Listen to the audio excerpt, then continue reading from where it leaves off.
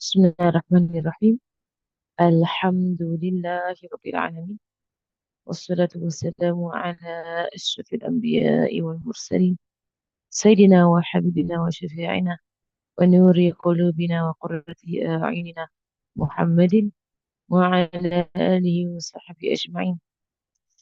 نوينا التعلم وتعليم وتذكر وتذكير والنفع والانتفاع والإفادة والاستفادة والحث على التمسك بكتاب الله وسنة رسوله صلى الله عليه وآله وصحبه وسلم، ودعاء إلى الهدى والدلالة عن الخير ابتغاء وجه الله ومرضاته وقربه وثوابه سبحانه وتعالى، مع لطف وعافية برحمتك يا أرحم الراحمين. اللهم إنا نسألك علما لدني ومشرب صافي الهاني وهاب يا غني. اللهم إنا نسألك علما لدني ومشرب صافي الهاني يا وهاب يا غني.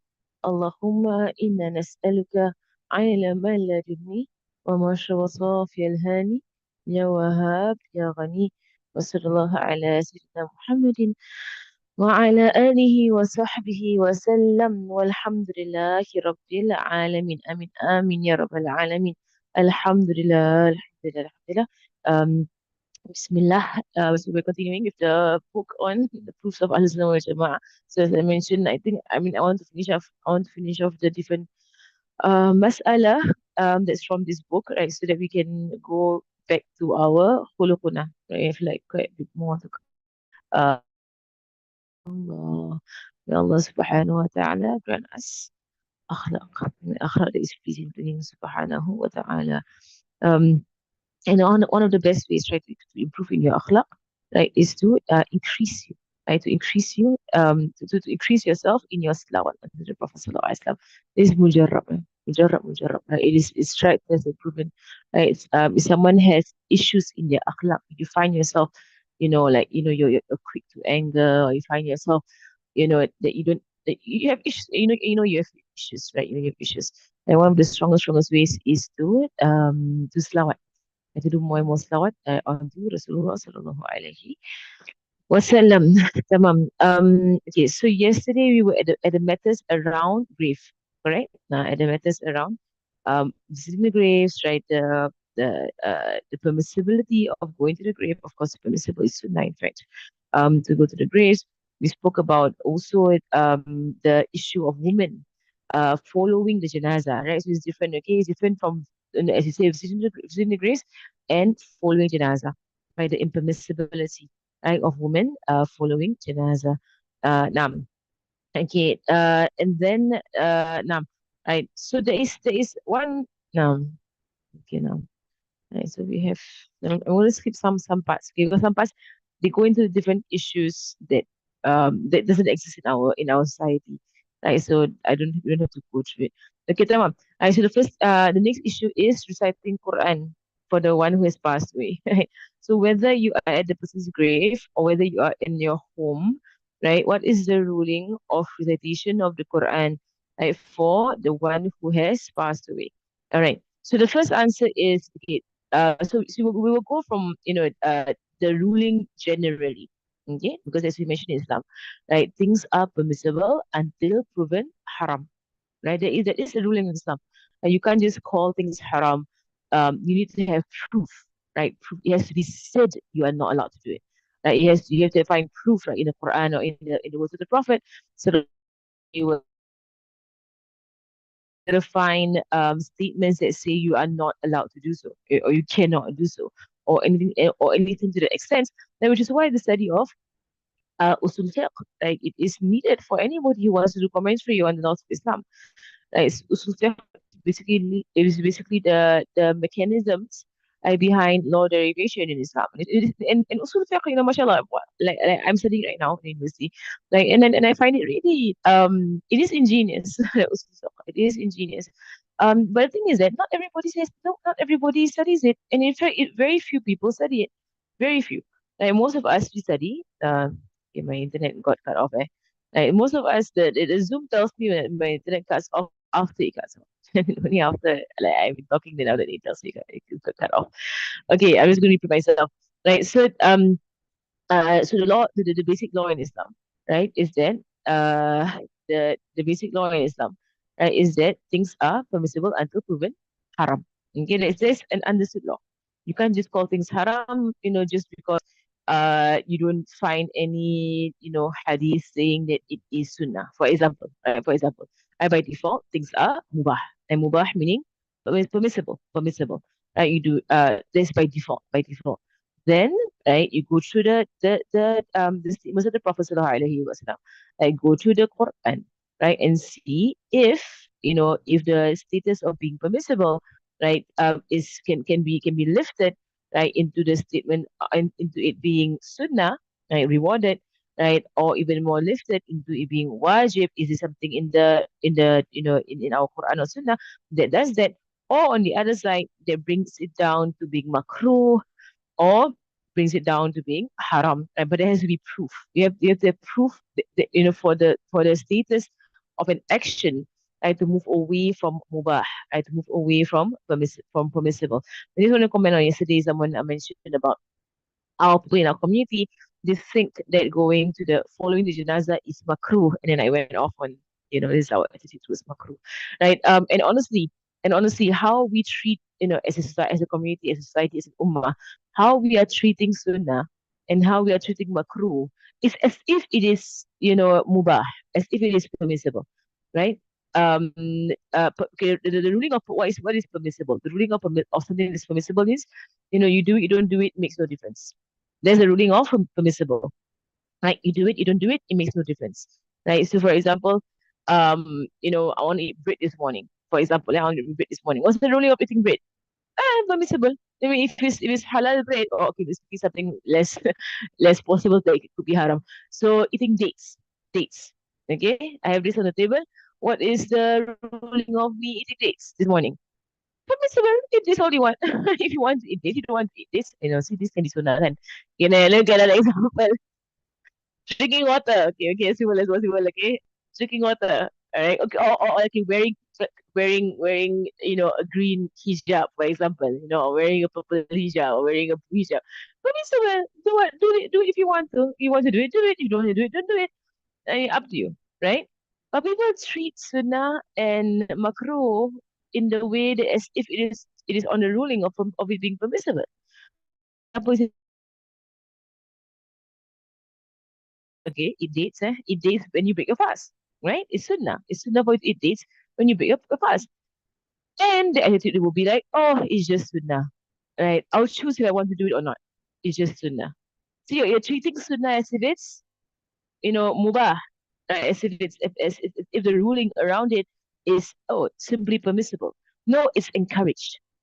Okay, sunnah is encouraged, or you say the word istahab, mustahab meaning it is desired. It is desired. All right. So what is the ruling of sunnah? If you're gonna put it outright, okay. What is the ruling of sunnah? And how do we define sunnah? Sunnah will be actions, right, that you do, right, to the best of your ability. All right. That's basically what sunnah is. Sunnah is these are actions that for as far as you can do them, you do them. All right. For as far as you can do them, you do them. This that we should change our attitude towards sunnah. Right? As far as you can do these actions, you do them. As I always used to say, people of the past they do sunnah because it's sunnah, right? And people of the present today, right, they leave sunnah because it's sunnah. Attitude towards Allah subhanahu wa ta'ala, right? Like, you couldn't care less about the way of the Prophet sallallahu alaihi wasallam. Oh, it's just sunnah. Like that kind of statements, right? Oh, that kind of statements so rude. I can't I really cannot stand it because people say to me, oh, it's just sunnah. And sunnah is not the word just. The word just doesn't come with the word sunnah. The word just doesn't come with the word sunnah. It doesn't come together. Right? Oh, it is sunnah, mashallah, tabarakallah. Right? It's a great thing. Right? Don't you dare use the word just to sunnah. Sunnah is not just. Right? Sunnah is something that is the way of the Prophet. Sallallahu alaihi wasallam. It is his sign, the sign of the Prophet. Sallallahu alaihi wasallam. And same thing on the side of makruh, right? So you say, oh, it's just makruh. It is something that is so makruh. I would use the word offensive, right? So as how I use the word sunnah to be desirable, right? Sunnah or desirable, highly encouraged, right? So which means that you do it to the for as far as you can do it, you do it. For as far as you can do it, you do it. Makruh, the word should be offensive, right? Offensive. Dislike is like a bit, and a bit weak in the word. But I would say offensive. And makruh is offensive to do that. Right? So for as far as you don't have to do it, you do not do it. It means you run away from makruh. Okay? For as far as you don't have to do it, you do not do it. All right. So for a person that you find that something is makruh, right? You run away from it. Run away from it, right? You say, oh, this is makruh, makruh. It's why, even worse when you find people till today they are arguing that smoking is makruh. Oh, subhanallah. The fatwa changed in 1960s, eh? No, where you're, which country, which zaman you're living in. The fatwa of smoking, it used to be makruh. It used to be, offensive, right? Because of the smell, and because they only saw it to be something that was smelly, so they compared it to smelly things in the mouth. So they put the ruling of offensive, offensive. When before 1960s lah, right? Before 1960s, that was the ruling. And I think since you came back against it up, right, worldwide, by consensus, the ruling became haram. Worldwide, eh? And the consensus of the ruling of smoking became haram because they found out that it harms the human body. Full stop. And whatever harms the human body is haram by the proof in the Quran. It's a Quranic proof. Right, where Allah subhanahu wa ta'ala says, I do not throw yourself into destruction. That means you are not allowed to harm your own self. You're not allowed. It's haram. It's haram for a person to do things that harm their own selves. And even worse, it harms people around them, as we know that the harmful effects of passive smoking. And the ruling of smoking changed in 1960s. But people are still, stuck in 1950s or something. They're not we're in 2020, 2024, and there's still the ruling of, oh, smoking is macro, right? Yeah, in the 50s it was macro, right? In the 60s it changed, but you are like left behind. I don't know which ruling you're at, right? Subhanallah. So anyway, just to commentary on that, okay? Because yeah, I really cannot stand it. People say that, oh, it's just sunnah, it's just makruh. You're treating sunnah and makruh as if it's mubah, and mubah meaning permissible. You're not understanding the meaning of the word sunnah, the meaning of the word makruh. You're not and then wajib is wajib. Yani, nam. Right. So the ruling of reading Quran. Ruling of reading Quran, okay, understood that it is recommended. Right. Just the very act of reading Quran. Right. The very act of reading Quran. Right? So you go into the ruling first. What is the ruling of reading Quran? The answer is recommended. Right? Of course, there are two situations whereby it's haram, right, to recite Quran. And the first one is for a woman who's on her menses, right? It's haram on her to recite Quran with the intention of recitation.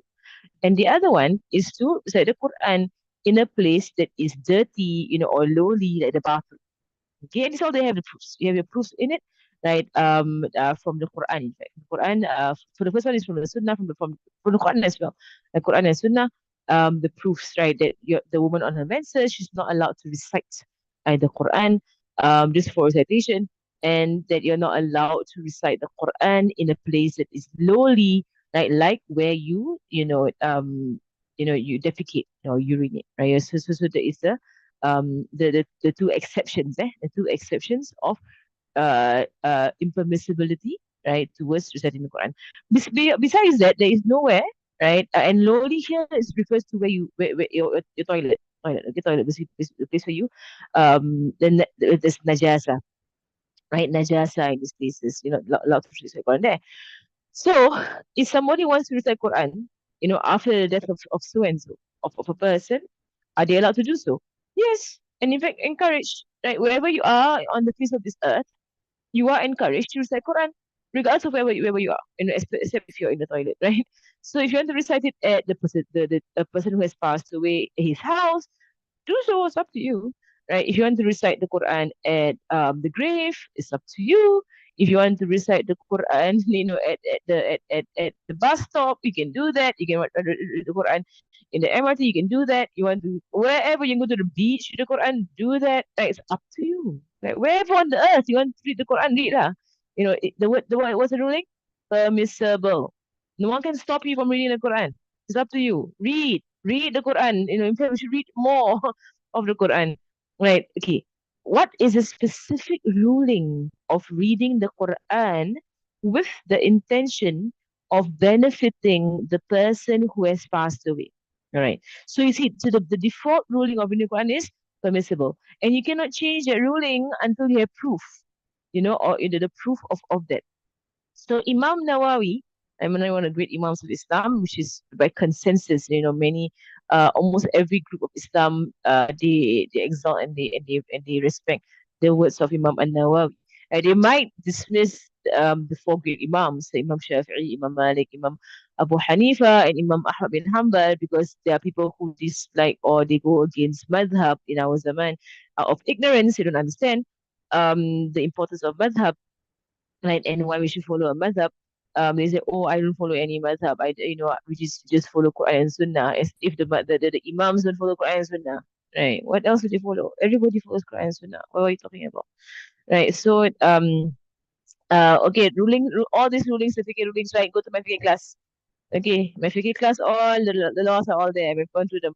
You can go to making sense of menses, right? I've gone through the laws of citation of certain things while you're on your menses. You can go there. Almost every one of my fiqh classes, I go through all the rulings. Go to my fiqh classes. Okay, I want to encourage people to start going for classes. So I don't want to answer your question. But go to my class. Come on, like listen, it's all there. Like study fiqh from the beginning.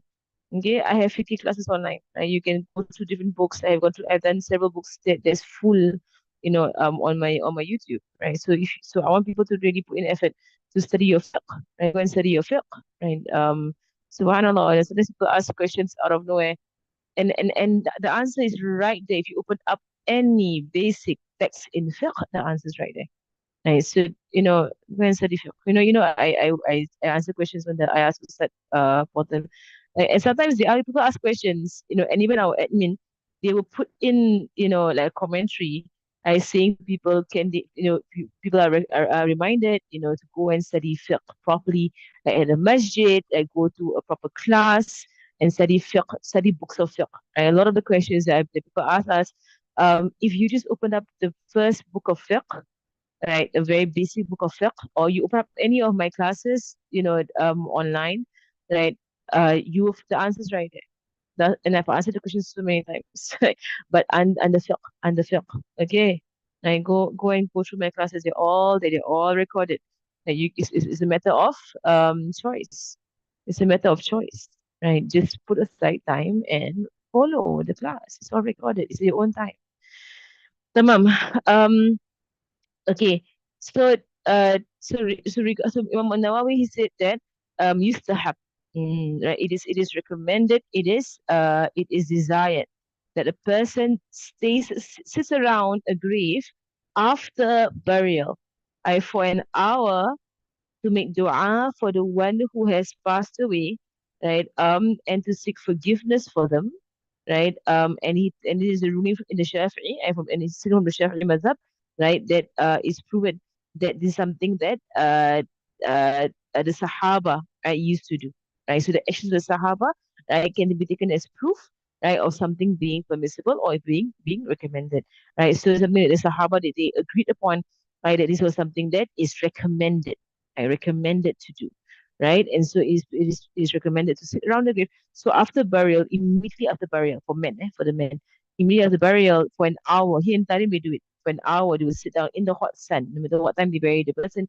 They will sit down around the grave and they will do Quran. They will actually do one around the grave. And basically, you just need like what, 30 people. Each person takes one juice, right? And then you recite, right? If it's too hard on you, then 60 people. And there should be at least 60 people who follow the janazah, right? There should be an amount of people. And they will actually do one khatam. And they will distribute the juz to the Quran. And they will actually do one khatam around the grave. They will make dua for the person in the grave. It is recommended. What the scholars said, it is recommended. To recite the Quran, to finish one khatam, around the grave, is the best. That is recommended. Right. So basically the ruling of recitation, right? The basic ruling is recommended. right? That is the ruling of reading Quran.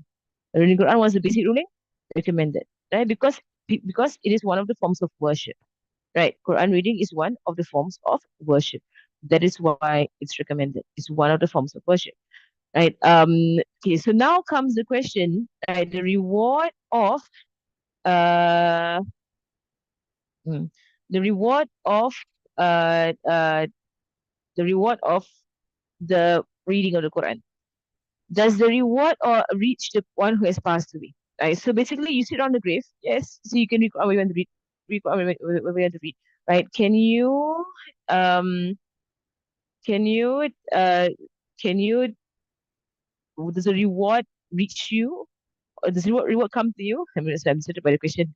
But can the reward come to you, or does the reward can the reward go to the person that's passed away?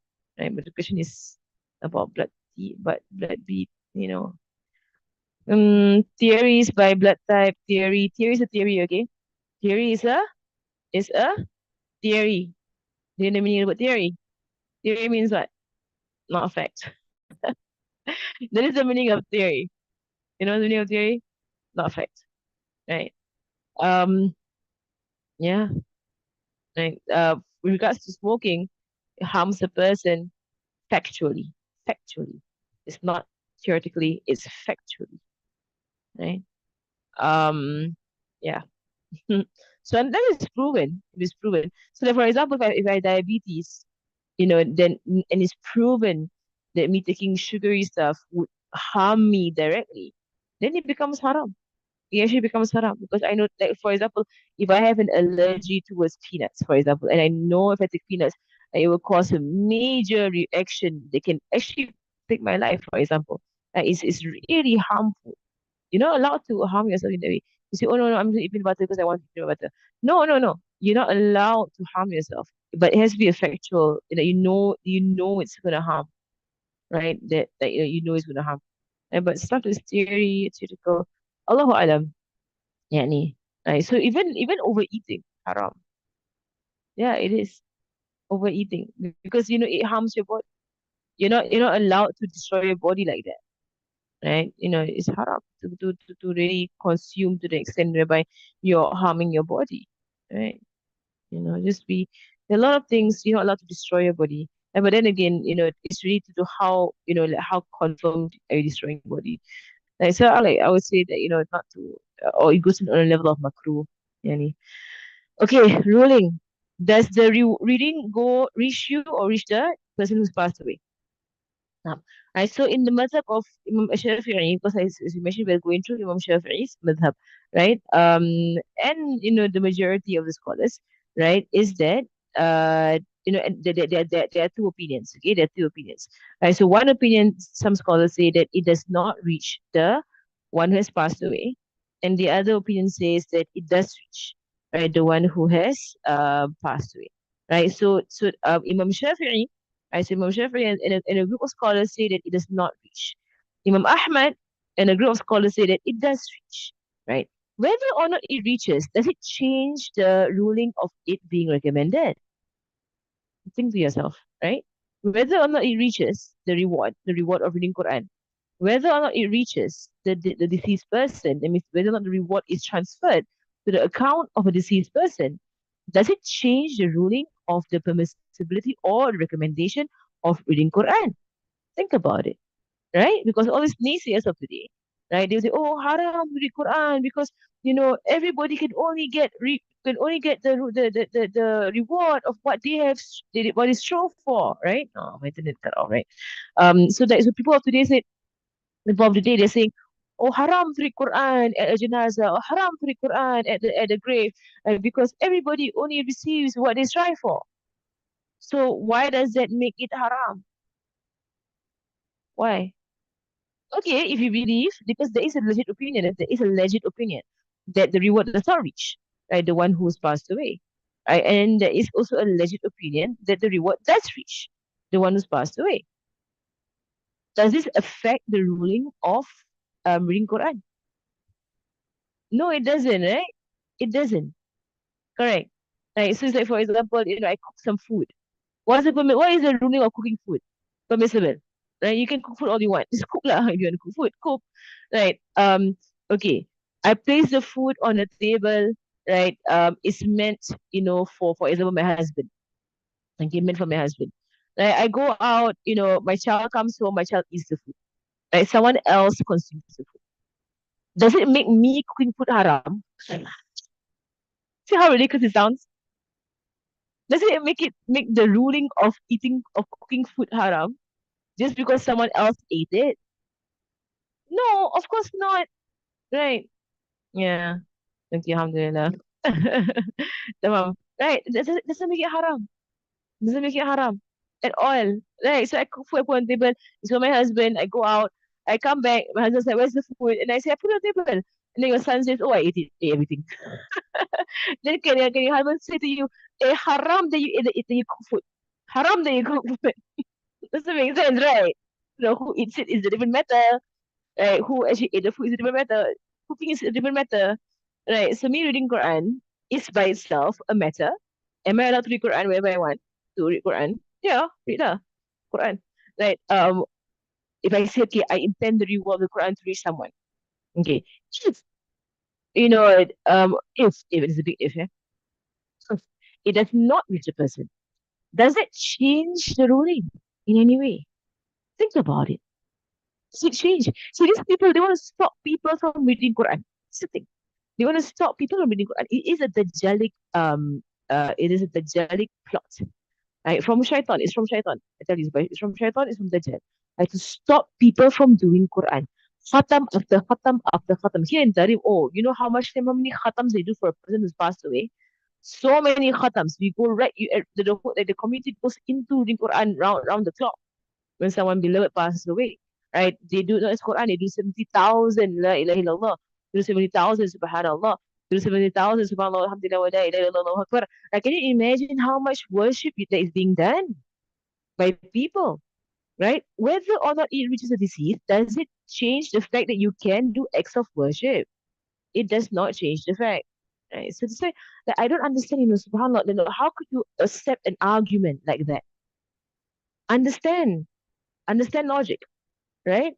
Reading Quran is permissible, whether or not it reaches. Reading Quran is permissible. If it does not, if the reward does not get transferred to the one who passed away, then it's for you lah. You take what you want. Correct. So if your husband eat the food, maybe you eat your own food, for example, right? Allah. Okay, so tamam, right? So there are different opinion between the scholars. Does it reach? Does it not reach? Right? And you can't tell, you don't know, you can't tell. So scholars they differ whether it can reach or doesn't reach, right? So it is that so basically when someone reads the Quran, right, they will say, oh Allah, whatever we have read of Quran, whatever we have done of zikr, oh Allah, please give the reward to, and he said the name of the person, Fulan bin Fulan, right? Please give the reward to this person, by your mercy and by your generosity. Right? So that there are scholars that say that, we are not to limit Allah's mercy. If Allah wants to transfer the reward to the person who has passed away, he can very well do so. Right? It's not mustahil fi haqqillah. Right? So it's not impossible in the rights of Allah subhanahu wa ta'ala. If he wants to transfer the reward, he very well can do so. And nobody can stop him from doing so. Right? So what is the ruling of reading Quran? Around the grave or at the home, original ruling of reading Quran is recommended, right? Whether or not it reaches the deceased person does not change the ruling in any way. I understand that, right? Right. And there are many stories, of this benefiting the this person. For example, Rasulullah Sallallahu Alaihi Wasallam said that Yasin is the heart of the Quran. That a person does not read Surah Yasin, wanting Allah Subhanahu wa Taala and wanting the hereafter, except that Allah will forgive him. And so recite Yasin on those who have passed away amongst you. So that is from the words of the Prophet. So Lord, and recite Yasin onto those who passed away amongst you. Right. So here,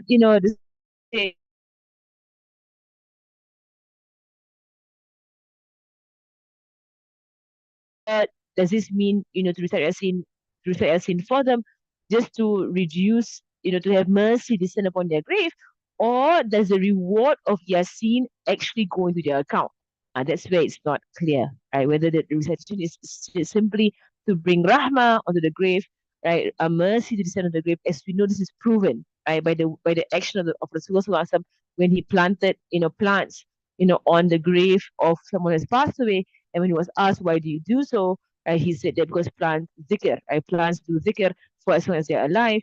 And by the zikr of the plants, right, there is a mercy descending onto the people in the grave, and it removes the punishment of the grave, right? So we understand that.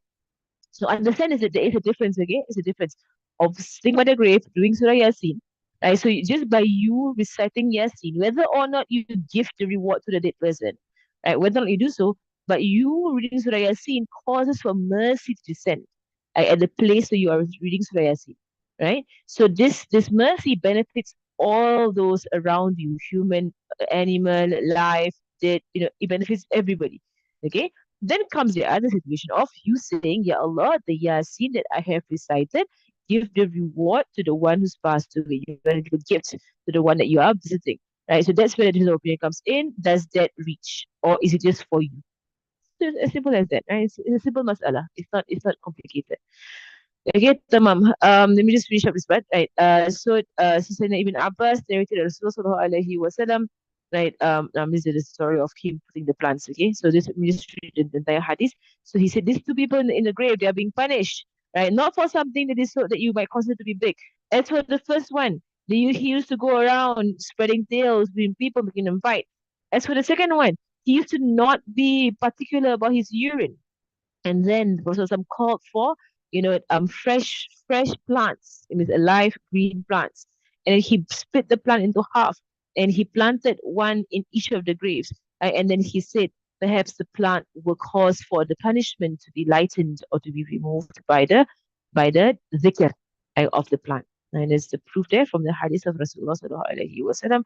Right? So Imam Nawawi said, right, that it is recommended, right, to recite the Quran, because of this hadith of the plants, right? It's recommended for people to sit around the grave and recite Quran, so mercy descends. But whether or not the reward goes to the deceased person is a separate matter. It does not change the permissibility nor the recommendation of reading Quran by the grave. Tamam. Okay, inshallah, there are other rewards.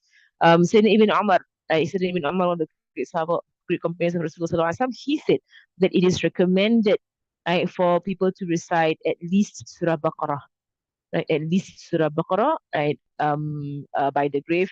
Right? Others said to finish the entire Quran, to do an entire khatam, right, of the Quran. Right. So to say Surah Yasin, Surah Ra'd, and Surah Baqarah, there are a few recommendations. Right? And all of this, comes from the actions of the Prophet Sallallahu Alaihi Wasallam. Right. So just a difference of opinion whether the reading is to seek mercy for the one who's in the grave, right, or to actually transfer the reward, right, for the one who's in the grave. Right. So inshallah tomorrow I'll go through some stories. There are many stories, trust me. There are many stories, of the reward. The reward of meditations, it does reach the people who passed away. It does reach. Right. And I said you have nothing to lose. Think about it. Very Quran, right? And I intend the reward to my, parent who's passed away.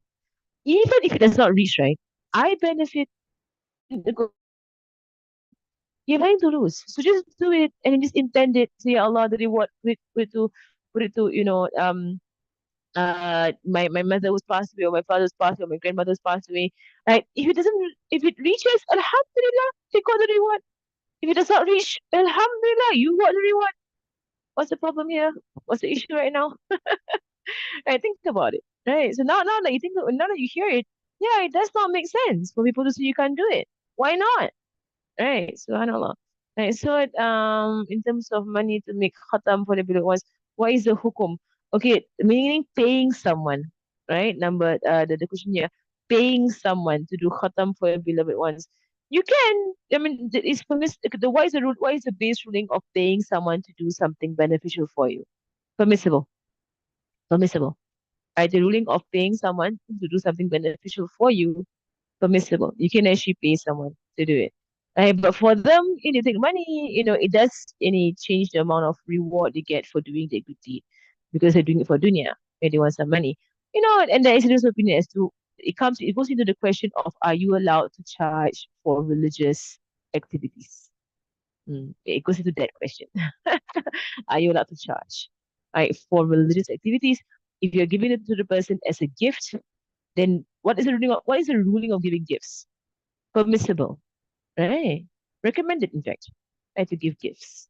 Correct. Right. So if you can understand concept, you can basically understand the question. I mean the answer.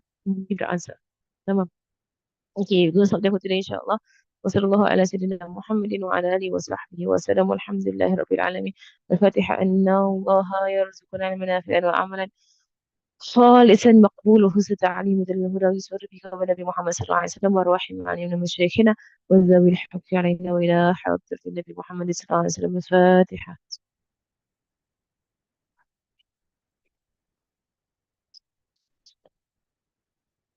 سبحانك اللهم وبحمدك أشهد أن لا إله إلا أنت أستغفرك وأتوب إليك. But to answer the question on the Princess one, yes, you can recite the Quran if it's your habit. Okay, if you can recite the surahs that are habitual, like Surah Yasin, Surah Muluk, Surah, Waqi'ah, if it's habitual, right, you can do it as a wirid. The answer is yes, you can do it as a wirid. Tamam. Okay, Assalamu alaikum wa rahmatullahi wa barakatuh.